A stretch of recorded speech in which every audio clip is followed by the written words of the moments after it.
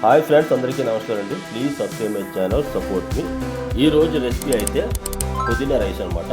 సింపుల్గా మన ఇంట్లో పుదీనా రైస్ ఎలా తయారు చేయాలని ఈరోజు రెసిపీ డీటెయిల్గా చూపిస్తాను. ఇది సండే చేశాను, నేను మండే పోస్ట్ చేస్తున్నాను. మన పుదీనా పెద్ద కట్ట, తర్వాత కొంచెం పచ్చిమిర్చి, కొత్తిమీర. మీరు 1 కేజీ రైస్ అయితే మనకు ఈ మాత్రం వేయండి.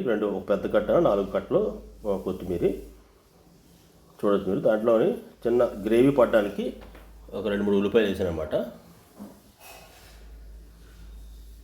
దీన్ని మిక్సీలో చిన్న వాటర్ వేసుకుని మనం మెత్తగా పేస్ట్ కింద చేసుకుందాం. ఆల్మోస్ట్ చూడొచ్చు పేస్ట్ అయితే బాగా తయారైపోయింది. ఇది బిర్యానీ హండి. దీని అన్బాక్సింగ్ వీడియో నా ఛానల్లో ఉంటుంది.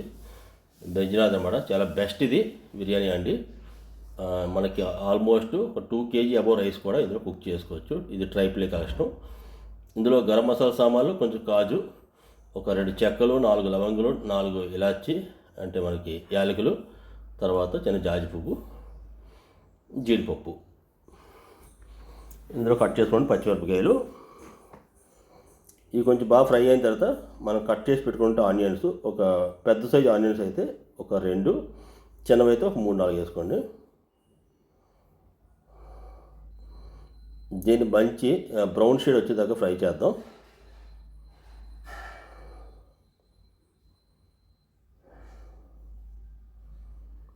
ఆల్మోస్ట్ బ్రౌన్ షేడ్ వచ్చిందని చూడొచ్చు మీరు.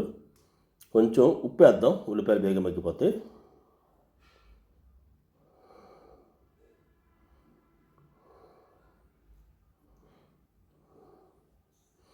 నా ఛానల్లో నాన్ వెజ్ సంబంధించినటువంటి A to Z వీడియోస్ ఉంటాయండి. మీకు ఇంట్రెస్ట్ ఉంటే కానీ ఛానల్ విజిట్ చేయండి.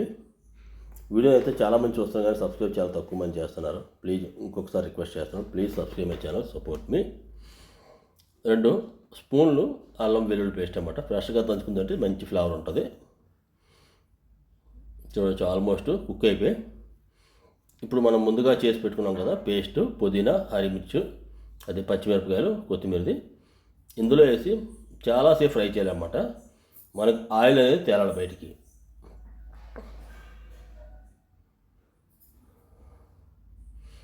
డైరెక్ట్గా కూడా వేసుకోవచ్చు కానీ ఆ ఫ్లేవర్ రాదు. అది అన్నంలో సపరేట్గా కనపడుతుంటుంది పుదీనా అనేది. ఈ రకంగా వేస్తే మొత్తం రైస్ అంతా కలర్ కూడా చేంజ్ అవుతుంది, లైట్గా గ్రీన్ షేడ్లో వస్తుంది. ఫ్లేవర్ అనేది బియ్యానికి మనకు బాగా పట్టుకుంటుంది అన్నమాట రైస్కి.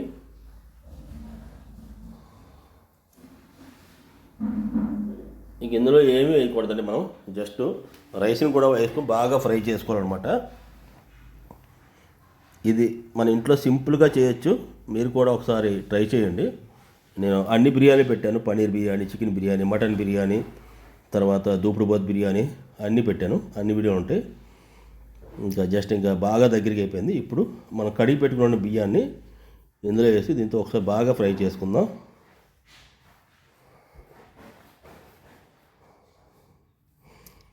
రైస్ మీ ఇష్టం, బాస్మతి కానీ నార్మల్ రైస్ కూడా మంచిది వాడచ్చు.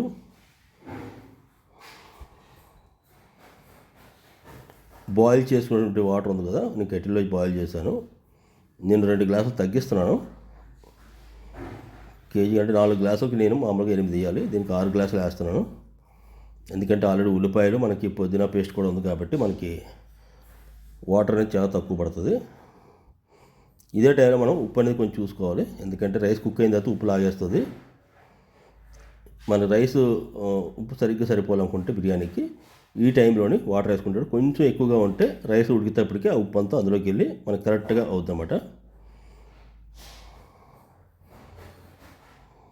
సరిపోతుంది మాత్రం ఉప్పు. ఇప్పుడు దీన్ని మూత పెట్టి సిమ్లో కుక్ చేసుకుందాం, స్టవ్ మంట తగ్గించి. ఆల్మోస్ట్ చూడొచ్చు పర్ఫెక్ట్గా కుక్ అయింది. అస్సలు రైస్ అనేది ఎక్కడ అంటుకోలేదన్నమాట, ఇలా జారిపోతుందన్నమాట.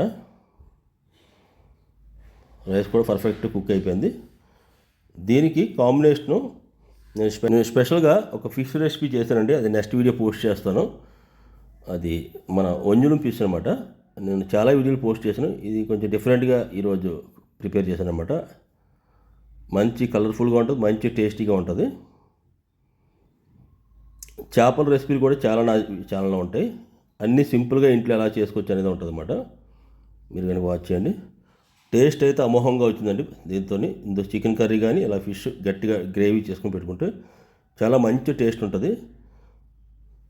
రెసిపీ అయితే సూపర్ వచ్చింది. మీరు కూడా ఇంట్లో ట్రై చేసి కింద కామెంట్ పెట్టండి.